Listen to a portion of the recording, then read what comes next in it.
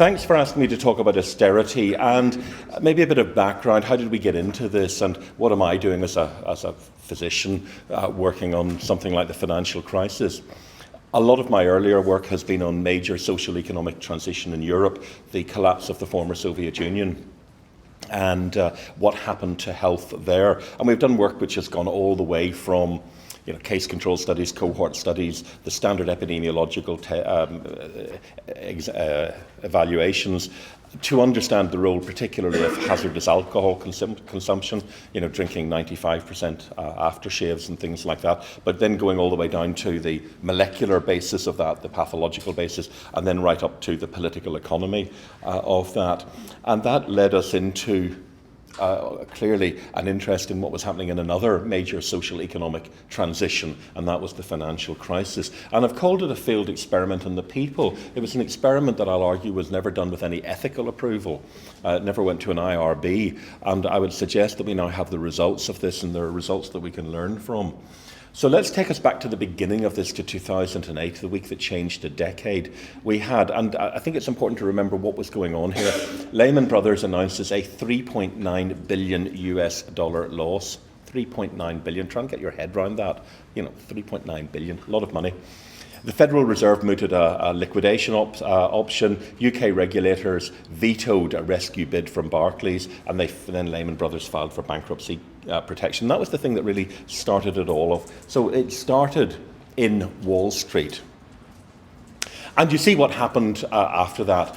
Economic GDP per capita that had been going up. Now, these were different levels, so I've indexed them all on one. So I've just put them all at the same value for 2007, the year just before the crisis. So there had been economic growth in all of these countries, albeit from different levels, and everybody suffered. So GDP growth, GDP per capita fell essentially everywhere. And in some countries like Greece and Spain, it has continued to decline. In the United Kingdom, it's still far below where it was before. But in Germany, it has recovered, although it's a bit more shaky. And in the US, it's been going in the right direction. So just bear that in mind as we go forward. So what was happening during the financial crisis and in the aftermath of it? What were the reasons? Remember Lehman Brothers? This is, however, not... The Lehman Brothers got forgotten a little bit. And if you were to read the mainstream media, if you were to listen to the radio, to watch commentators on the television, this, of course, is the description of what happened. And we now know nothing to do with Wall Street. It was that countries were living beyond their means. Countries were spending too much. Spending had got completely out of control, maxed out in the national credit card. For us in Europe, the European welfare state was unaffordable. And there were ageing populations ahead. It was bad enough as it was, but when we looked ahead into the future, the welfare state is unaffordable. And the national credit card was maxed out. That was a line in the United Kingdom. We can't borrow any more money. There's no more money to be had. It's pretty obvious, isn't it? So here we have the real problem. The problem was these profligate governments have been spending far too much money on poor people who were feckless and didn't work and really didn't get out of bed in the morning, and people who inflicted all sorts of things on themselves that really couldn't be trusted to look after themselves. Lots of work there if they wanted it, but they didn't bother educating themselves or training or anything like that. They were completely hopeless, multiple generations living on benefits, and we were paying far too much for all of these people. That, of course, is the narrative, and that is the dominant narrative, and we've sort of forgotten about Lehman Brothers. Or is it? So maybe let's look a little bit further back to find out what was really going on. Maybe there is an alternative explanation, and one that often doesn't quite get voiced. And I'd suggest that the real causes were, when you look at it, the deregulation of banks and the derivative markets. At a time when there were massive capital flows, particularly money being brought out of China because of extractive industries that was looking for a home somewhere, a bit like petrodollars from oil in the 1970s. This money had to move somewhere. There were low interest rates. And then, of course, the money was moving around at the press of a key on a keyboard, so flying everywhere. And you had to put the money somewhere. And particularly Chinese money was coming to the United States, and it was being offered and made freely available to people who wanted to build houses that they really could not afford. So people were building all sorts of things, and they were paying very low interest rates. They were building on places where they shouldn't have been building. They were building even though they maybe wouldn't be able to afford it in the longer term. And because there was so much money, people were buying, and the price of housing went up. And that was fine. It looked all right at the time. People were saying, that's great. I bought my house for $100,000 and it's now worth $300,000. So we had a bubble. And they were paying it off on the never never with very low interest rates, and suddenly in 2006 the interest rates went up. And they couldn't afford to pay back. There were consumer defaults, there were bank defaults, and that ultimately led to a stock market crash. And so you got into this crazy situation where people in Europe thought they'd put their money into their local bank that in the past used to invest in things locally, and they suddenly found that that money that they'd put on deposit suddenly was effectively owning some bits of real estate somewhere in Kansas that nobody wanted to live in or nobody could afford to live in. And I think if you look at the way in which there was this sort of view that freeing everything up, letting the market rip, letting entrepreneurialism and innovation take charge, that would be great for all of us. So we had, for example, at the time, and now we know better about Ireland, what has caused this Irish miracle and how can we in Britain emulate it? In Ireland, they've freed their markets, developed the skills of their workforce, encouraged enterprise and innovation, and created a dynamic economy. They've much to teach us if only we're willing to learn. So the Irish model, which, as you know, subsequently came apart completely off the wheels disastrously, was being held up as the model to aspire to. Who was saying this? George Osborne, the Chancellor of the Exchequer in London in the current government. Gives you some idea of his judgment. What was happening? So this money, remember, once upon a time, if you had money to save, you would go to the bank and you would put the money into the bank, and somebody else who needed money because they wanted to maybe drain the water off their farm, or they wanted to build a factory, or they wanted to buy a coal mine or something like that, they would borrow the money. So you had money, you gave it to the bank, and the bank then gave it to somebody who needed it to build something that was tangible, by which I mean you could touch it. You could touch the railway tracks, providing they're not electrified.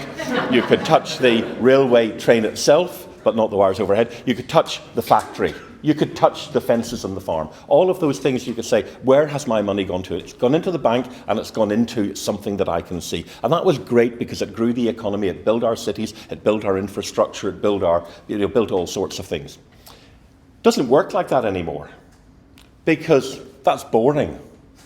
We now have a new generation of people working in the financial sector who want to do other things. So what they do is they do things like they create credit default swaps. Now that actually is the formula and a diagrammatic representation of a credit default swap. And, of course, it's pretty obvious, isn't it? I mean, you're all intelligent people. You all know exactly what it actually does. But you're maybe saying that, in many places, you would be nodding. If I was to do this in the City of London, people would be saying, yeah, that's right.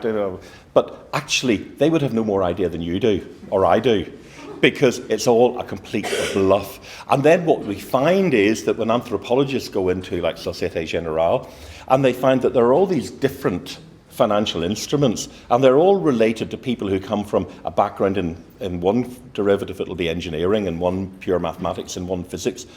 And they all have their own understanding coming from their own disciplinary background. And then you've got the senior executives who don't understand any of it at all. They take it on trust, and that was the problem. The alternative to a credit default swap, of course, if you want to predict the future of the stock market, is to use tea leaves. There are other well-established techniques like throwing chicken entrails over your shoulder and tarot cards and the like. And these things actually work about as well in the end of the day. So, if we have the starting point, the dominant narrative, we were spending far too much money, the welfare state was out of control, all these feckless people were taking all the money, and that was where it was going, and that was the reason for the financial crisis. I'm suggesting that maybe, there's another version, an alternative interpretation. And I would suggest to you that perhaps the problem in the financial crisis was that some very rich and very greedy and very stupid people were playing with things that they didn't understand. And if you look at the derivatives, look at the terminology, credit default swaps, naked credit default swaps, which, as some of you may know, is essentially taking a bet on your neighbour's house burning down. You don't actually have to own your neighbour's house, you just want it to burn down, which creates all sorts of unusual incentives. Collateralized debt obligations, collateralized loan obligations, mortgage-backed securities, subprime credit default hedges. Well, Actually, I made the last one up. You spotted it, didn't you, among all of these? Or did you? But don't just listen to me. Somebody once said, financial innovation has run amok in recent years, and some of the recently introduced markets and financial instruments have proven unsound and are now unravelling. The newly invented methods and instruments were so sophisticated that the regulatory authorities lost the ability to calculate the risks involved. A communist, obviously, isn't it? I mean, how could anybody challenge the dominance of the market? This is obviously some rabid left-wing conspiracy theorist, isn't it? The sort of person who writes books about politics. And the various synthetic financial instruments like CDOs and CLOs, which have played such an important role in turning the subprime crisis into a much larger financial crisis, have been built on that belief, that markets are always right and deviations are random, but the prevailing theory is wrong. Who wrote it? George Soros, multi-billionaire, who knows a little bit about financial markets. He's one of the few people to predict the crash and to bet on it, in fact, make money out of it, which is fortunate because some of us do help him to spend it on good causes for some of the most vulnerable people in the world. So it actually could have been foreseen and was foreseen, and it was because the markets were out of control. And then there were other things. Standard & Poor accidentally announces the downgrade of French debt. Accidentally announces. Accidentally. It's the sort of thing you do, isn't it? We're not thinking very carefully, and maybe you want to get home to watch the cricket or somebody in the US Open or something like that, in the middle of the night. There's all sorts of other things you could be thinking about, and you accidentally downgrade a country. This is what is, as you know, termed as the fat finger syndrome, where you accidentally press the wrong button, and suddenly the lives of tens of thousands of French people are ruined because you actually pressed a W instead of a Q or something like that. Accidentally announcing the downgrade of a debt does make you wonder, doesn't it? It would be fine if it was only stupidity. I hope by now I've been able to convince you that much of what was happening in the financial markets was because we put some very rich and very greedy and very stupid people in charge of it all. But remember, every time these people take your money, if you invest it in pension funds and things like that, and move it anywhere, they charge you for doing it. Now, they're only pressing buttons. It's the computer does the work, but of course they take a cut. So there were all sorts of money coming out of the system, but particularly if you got engaged in some of the more dodgy end of the market. Goldman Sachs made $300 million arranging a 1 billion currency swap for the Greek government. This was to get the drachma into the euro. It was basically to hide the money, and it was concealed from European Union regulators. And the difficulty is that you had some of these people who, like the Wolf of Wall Street, and as I have to point out, this is an allegory. When you watch the Wolf of Wall Street, remember, this is an allegory. This is a warning story. It is not an instruction manual. And far too many people thought that this was how to do it. Basically, you get high on cocaine, and you party all night, and you come in and you press a few buttons somewhere, and you make mega millions, and that's the way it works. The idea of careful analysis and saying, well, we're buying a coal mine somewhere, is there any coal there, for example? And thinking that maybe if we're going to build a coal mine at, a small coral island off Tuvalu might not be the best place for doing it, and things like that. But if you're off your head in coke, why not? Perfectly reasonable. Or you get into some of these derivatives, and this is the problem. So given all of that, and the key point I want to make is the narrative is always we are in debt because we spend too much, we're wasting money, welfare state is out of control. The UK has a debt to GDP ratio, we'll come back to this in a minute, of about 80%. That's a crisis, but actually Italy has a debt to GDP ratio of 120%, so presumably that's an even bigger crisis. But I was in Australia at the end of April, beginning of May. So they've talked about 80%, 100%, we can talk about a crisis. And Joe Hockey, the American Treasurer, was saying that there's a debt crisis in Australia. 14% of GDP. That's a crisis? We're now talking about debt to GDP in New Zealand going over 20%. That's a crisis? And that's all about we're spending too much, we can't afford things, we can't afford housing, we can't afford the health service, we can't afford all sorts of things. I would put it to you that the reason for the financial crisis actually is rather different. And the reason is, I've only covered part of it there, but it essentially is that the capital markets have just got completely out of control. So what's going to be done about all of this? Well, of course, we need to look at the answer here, and we can look at the number of economists in the room and the number of opinions that one might have. And essentially, this relationship is that the number of opinions is n+1 economists. So there are alternative ways of thinking about this. You can ask different people. Monetarists support expansionary monetary policy by lowering interest rates, quantitative easing. That's what we're essentially seeing. You get money out into the system, or you try to get money out into the system. And this has been the problem, of course, because banks in the federal, in the US and in the UK, massive programs of quantitative easing, giving money to the banks in the hope that they will then lend that to small and medium enterprises to grow the economy. In fact, the banks didn't quite get that because they thought if the government was giving them a lot of money, maybe they should just keep it and put it in their pockets, which is what they did, rather than lend it on to poor people, which would not be a good idea if you wanted to enrich yourself. But the theory is there, that's the idea. Keynesians, of which I freely admit to be one, is that you actually increase government spending to encourage economic growth. We'll come back to that.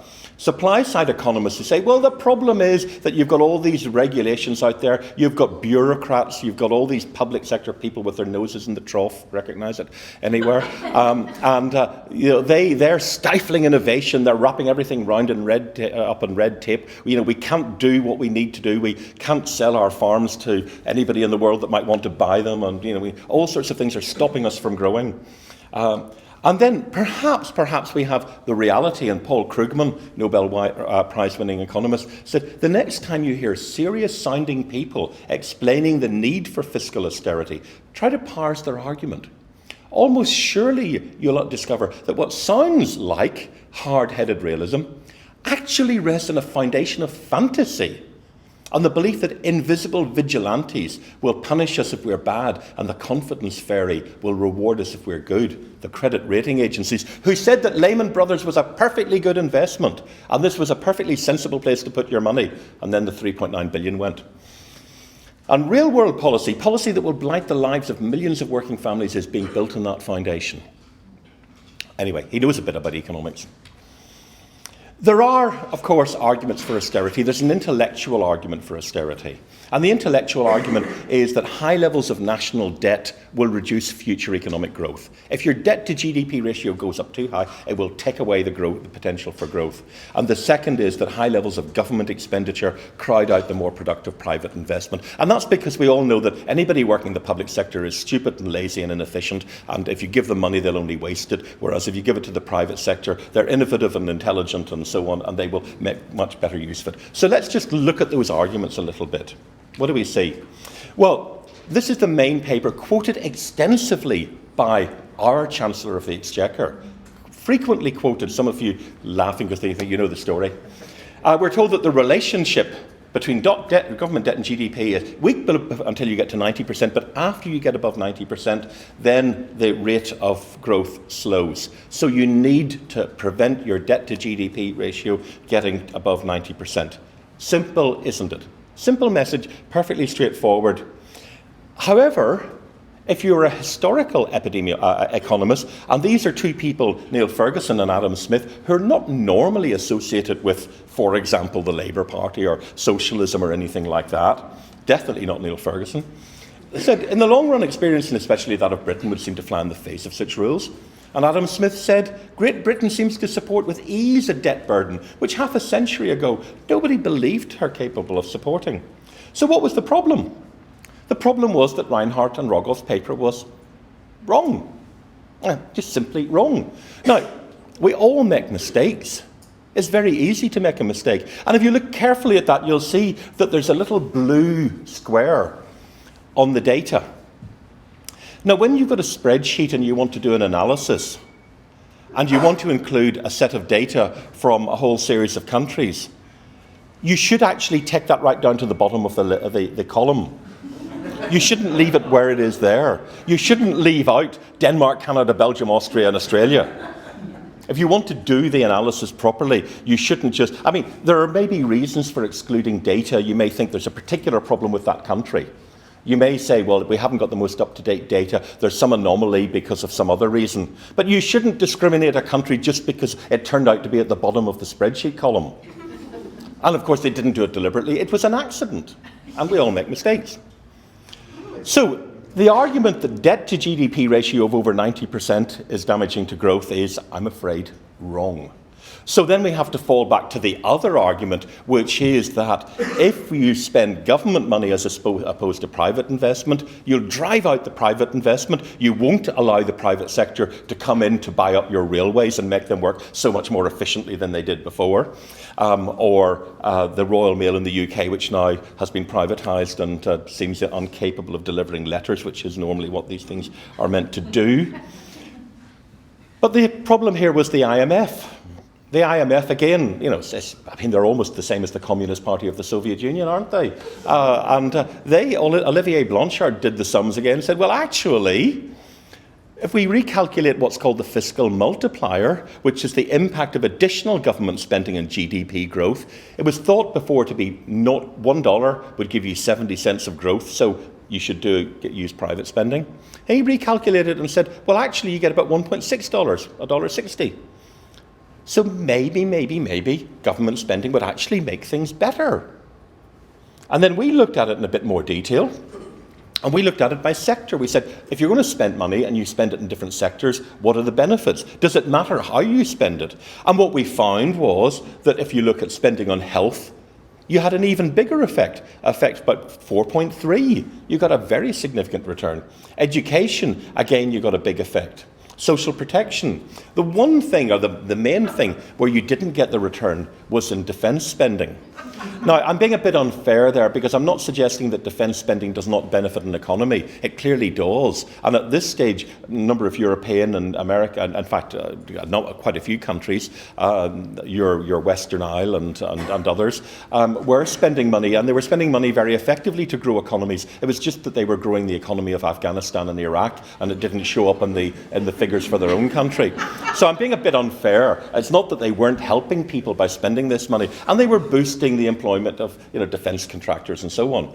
But this is actually not that surprising, because what you're doing in health and education is you're putting money into the pockets of poor people who spend the money. They spend it in the local shops, and the local shops employ the local accountants, and so on and so forth. And the money starts moving around the economy. So you get this multiplier effect, which is exactly what Keynes predicted and what he showed in the Great Depression, and which has conveniently been forgotten about in the Chicago school economics of the 1980s, because it doesn't really fit with the agenda to spend money on things like health and education. So that's what I'm arguing here, is that the intellectual underpinning has been blown out of the water. The arguments for austerity simply do not exist as an economist. They just don't stack up. So let's just look at the experiment and let's see what happened. So here we have GDP in the United Kingdom. I've indexed it in the UK and USA and the Eurozone. And in the USA, of course, you did have a stimulus package. Loads of money put in to boost the car industry in Michigan and in Ohio and elsewhere. So there was a stimulus package as Keynes would have recommended, and it continued to grow. The Eurozone imposed austerity. The UK really imposed austerity. But the UK only imposed austerity after we had a change of government, because the Labour government had cut the indirect tax, value-added tax. It had put more money into people's pockets, and we were recovering until the coalition government's first budget. Now, if you watch the Parliament channel or some of these programmes on television from the British House of Commons, you will frequently see the Labour Party's Treasury spokesman, Ed Balls, going like that with his hand. And the reason he's doing that is to taunt the Chancellor, basically saying the economy is flatlining, and it is. So you can see that it was recovering. You intervene, a classic before and after study. If you're an epidemiologist, obvious. Of course, other things were happening, but you've got some comparisons as well. So you ask yourself, the intellectual, the theoretical arguments are gone. The empirical evidence is clear. Why are we doing this? Why are we inflicting all of this pain on ourselves? And of course, before the crisis, Naomi Klein was spot on when she said, and she talked about disaster capitalism, she talked about how the big the corporations had taken advantage of coups in Latin America. The tsunami in the Indian Ocean was a godsend to them because it swept all those fishermen off the beaches with all their title deeds and land records, and you could move in and you could build hotels there. All these many, many examples. Hurricane Katrina was fantastic. Got rid of all the public schools so you could put in charter schools instead. And that's why New Orleans has now got more than anywhere else.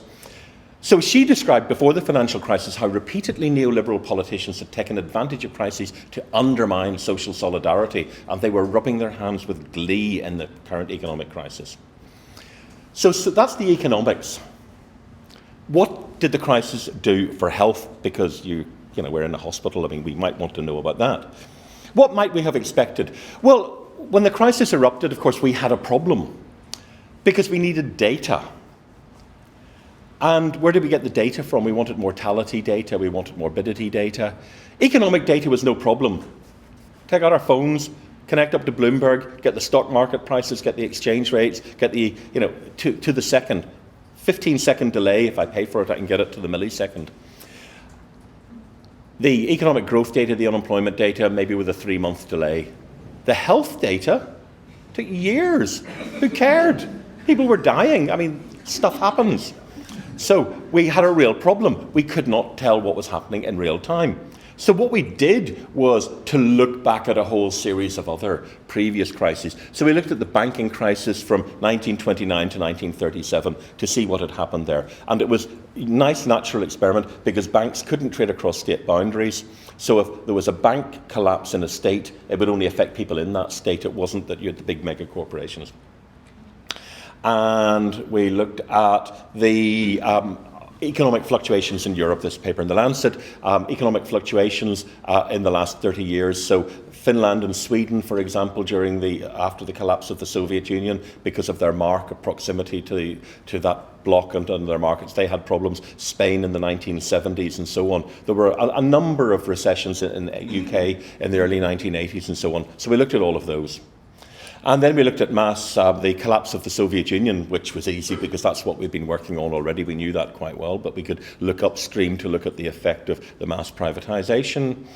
And then we did a systematic review looking at communicable disease because much of this had been looking at non-communicable disease.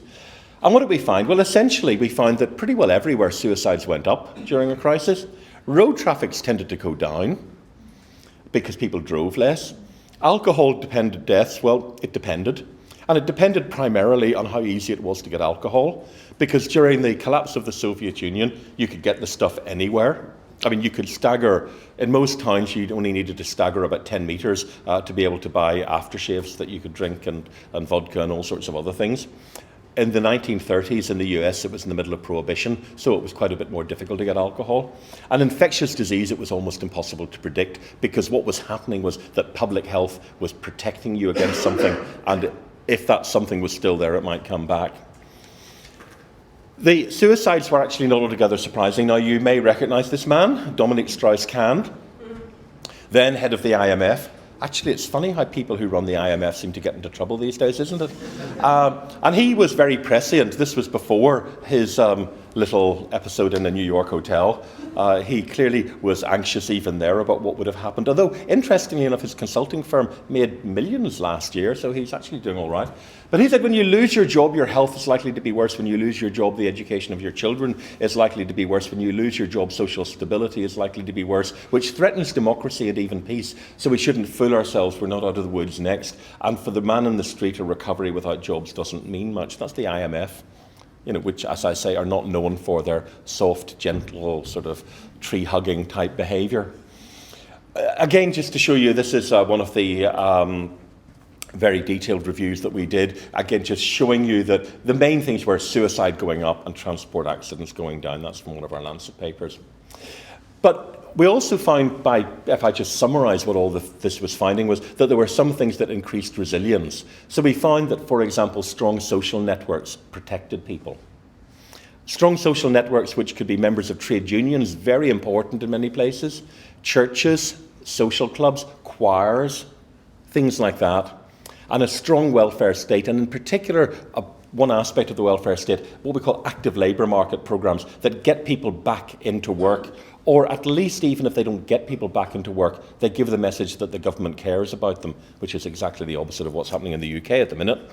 And where you probably, if you've been reading The Guardian online, some of you might have been, we have a system where those responsible for the unemployment offices are given targets to remove people from unemployment benefit by sanctioning them, because they give people instructions as to what they need to do. If they don't do it, they lose their benefit for some period of time. And of course, if you've got a target to do that, it's very easy to do that. You find the most vulnerable, people with the greatest learning difficulties, the people with the most difficulty reading, and you write your instructions in the most complicated language possible, send it to the wrong address, and give them things that they can't possibly do anyway. But if you have an active labour market programme that really helps people to get in back to work, then it does help. And what we found was essentially only spending about $190 per capita per annum would eliminate the association between unemployment and suicide. Just giving people that additional hope and saying, we care, retraining, particularly retraining for people with mental health problems and disabilities, and information exchanges to put people in touch with employers and so on. And just to give you an example, 2 welfare states. One, a very weak welfare state, Spain on your left. I'm sorry, it's difficult to see the colours, but the key point about it in Spain is unemployment went up, suicides went up. Unemployment came down, suicides came down. In Sweden, the steady downward, the fluctuation is unemployment. So unemployment went up, stayed up for a while, came down, but suicides continued their steady downward trajectory. So in a strong welfare state, you can completely abolish the link between suicides and unemployment and suicides. Infectious disease, as I say, is much more complicated because the crisis can impact on many of the determinants like nutrition, immunisation coverage. It can affect infection rates or overcrowding, increased incarceration perhaps. It can affect people who are mixing together in homeless shelters and so on. It can affect access to treatment. So it's very unpredictable. This is really an example of a complex system. So that's what we predicted from the evidence that we'd looked at, the historic evidence. The question is, we said that we thought suicides would go up and road traffic accidents would go down. Were we right? Did that happen? Well, look at what happened to suicides. And what, again, I've done is I've indexed this for all the countries to 1 in 2007, the year before the crisis. And right across Europe, suicides had been on a long-term downward trajectory. And after the crisis, they started to go up again in both the EU 15 is the member states before 2004, 2007. The EU 12 are the new member states in Eastern Europe and Malta and Cyprus. One country didn't see an increase, and that was Austria, that had a socialist government and invested in support for people. It did all the things that we thought a government should do, and it didn't see a rise in suicides. What did we find in England? Just a paper in the BMJ that we did. Each 10% increase in the number of unemployed men was significantly associated with a 1.4% increase in male suicides. And about 2/5 of the recent increase in suicides among men could be directly attributed to rising unemployment. And of course, we weren't capturing everything there. So again, this is just a more detailed study looking at it. The Church, Cardinal Vincent Nichol, the Archbishop of Westminster, I really summarised it very well. I think he's captured it. I think what is happening is 2 things. One is that the basic safety net that was there to guarantee that people would not be left in hunger or destitution has been torn apart. It no longer exists, and that is a real dramatic crisis. And the second is that in this context, the administration of social justice, I'm told, has become much more and more punitive. So if applicants don't get it right, then they have to wait for 10 days, for 2 weeks with nothing, for a country of our affluence. That, quite frankly, is a disgrace. I think he's really got it spot on there. And it wasn't just job loss, but it was also impoverishment. Just to cut a long story short, what this shows is that normally when you increase the number of unemployed, the amount spent on unemployment benefit goes up. What this is showing is by getting more and more people not getting unemployment benefit, the bold line is the number of unemployed, and the red line is the amount of money that was spent. So although the unemployed was going up, the amount of money spent on them was going down. We looked in the United States, this was something we did in the Lancet, and there suicides had been going up, So it was different from Europe, where they'd been going down. They had been going up, but they accelerated even further up. 4,700 odd excess deaths from suicide. Or put another way, 1.5 September the 11th. You can measure these in different units. And you can see that in other circumstances, deaths on this scale would elicit a major international or national response. But if it's from something like this, who cares? We predicted that deaths on the roads would fall. Now, we'd been looking at historical evidence when death rates had been relatively high. What we found in Europe was that in countries where death rates were still high, then they fell, but in other countries, then they couldn't fall much lower. The roads were already very safe, like the Netherlands and like the United Kingdom. So that was fine. That, again, was consistent with what we predicted. We also looked at risky behaviours. We looked at alcohol. We did this that was in alcohol and alcoholism. I think the other paper in the UK is in Journal of Epidemiology, Community Health. And we found the same in both. Essentially what happened was people drank less because they couldn't afford it, but already problem drinkers became more problematic drinkers. So those people who were already had a drinking problem, the binge drinking went up, but overall consumption went down. So you needed... So, what about the most vulnerable populations? Just to recap what we've said so far, what I've said so far, I'm arguing that austerity is a political choice. It's not an economic necessity. I've argued that it's making the economy actually worse than it was before. But for those people who see the crisis as a once-in-a-lifetime opportunity to dismantle the model of the welfare state, it's a price worth paying, and we'd expect those already vulnerable to be most affected. And here is the problem. We have a difficulty as epidemiologists because the most vulnerable population are the most difficult to find, the invisible people, people who do not want to come into contact with authority, who do not want to answer surveys, who do not want to record themselves in the census, because we had these vans, the current government had these vans driving around parts of London which basically said, go home or face arrest. Basically, go away. If you're a legal migrant, go away, we do not want you. So there's high level of quite justified trust by minorities. And the question we have then, of course, is if we want to do research, we need to know what are the consequences of austerity compared to the consequences of racism and all sorts of other things that are going on. How might migrants and ethnic minorities be particularly effective? Well, cuts to measures to control risks to which migrants are especially vulnerable, cuts to services, especially those aimed at vulnerable population, cuts in living standards, exclusion from health coverage, enhanced measures to control immigration with worsening conditions for migrants, threats to migrants as a consequence of increasing xenophobia among an impoverished native population. What do we see with the most vulnerable people? Well, we saw in Greece cuts to disease control. Needle exchange programmes, condom distributions were cut. Outreach programmes to sex workers were discontinued. In Romania, Global Fund money was cut. The minister in Romania stated that Romania would be better paying for Shakespeare festivals than HIV prevention, although at least he did have to resign, and cuts to prevention programmes there. And so what we see is, in fact, a marked increase in HIV in the red associated with intravenous drug use. So essentially an HIV epidemic. Again, a significant increase in Romania compared to what it had been before. So I think we can say this is fairly clearly linked to the crisis. The issue of migration, this is where it becomes difficult. Some evidence that the strain of HIV in recent Greek clusters is from outside Greece, but it's debated. And most of the infected are actually Greek nationals, but there is some evidence about certainly considerable concern about migrants. And the policies, of course, that are introduced are often completely counterproductive. So you get racist, xenophobic policies being introduced that drive people underground. Also in Greece, which has been affected most, malaria has come back. It had been eliminated in the 1950s. And here we're seeing particularly, initially some of the cases among migrant farm workers, but also spreading to Greeks. So something that we thought we got rid of in Europe.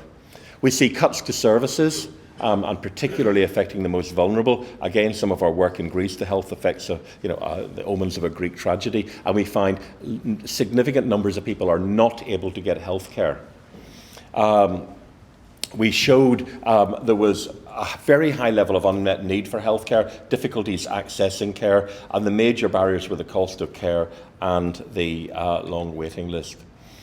This is evidence, again, from cuts in living standards, panel survey of migrants living in Spain, and we see a very significant increase in people coming from all of these are the source countries, in mental health problems. The Roma population, unemployment there, particularly vulnerable. Indigenous populations have been particularly vulnerable in all of this. And we're seeing in a country like Spain the exclusion of migrants from coverage, redefining the nature of the entitlements in the health system, removing coverage, but at the same time increasing co-payments and extending co-payments to other services, significant cuts to budgets, and there are major problems with healthcare access in Spain. We showed about nearly 1 million people lost the right to comprehensive healthcare. In theory, many of these people did have some access to emergency care. In practice, they really don't. Intensified controls on migration. I'm conscious of time, so I'll just flick through.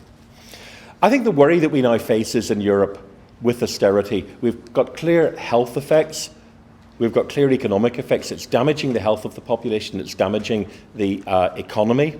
But it's also undermining the political system as well. The austerity is now leading to the rise of groups like this. The one at the top is, of course, from the 1930s, but I would suggest to you that some of the imagery down at the bottom right corner, which is from Jobbik, which is the right-wing party in Hungary, which believes that first of all, it believes that the Roma should all have to carry visible identification and should be excluded. It also believes that all Jews should have to seek Israeli citizenship and register, and of course we've been there before, and they are attracting 27% of the vote in the last Hungarian election. In the Netherlands, Geert Wilders talking to a crowd at a political meeting, do you want fewer or more Moroccans in your city in the Netherlands? The crowd, fewer. Wilders with a smile, we're going to organise that. So I think that's another problem that we're facing. Greece, as I say, some of the symbols of Golden Dawn in Greece, not 1 million miles away from some of the images we saw in the 1930s. And again, even in countries like Belgium, Belgians agree on one issue, foreigners. This is an election poster in Switzerland, which they insist is in no way to be seen as in any way racist. It's just a black sheep being kicked out of Switzerland. The fact that it's black is entirely coincidental, and nothing to do with race at all, but we're seeing this more and more. What we're seeing is that health professionals are standing up against this. The doctors of the world who were attacked in Greece were saying that we refuse to take fright and we will staunchly continue to defend the right to health, and so on and so forth. Just flick through that. And then I think in the UK what we're seeing now is the government introducing charges for immigrants, which many of us think is simply a means of putting in place a mechanism for charges ultimately to be extended to everybody. So a very quick run through. The main arguments are austerity is not good for the economy, it's not good for health, it's not good for political stability, and it's just not a good idea at all. Thank you.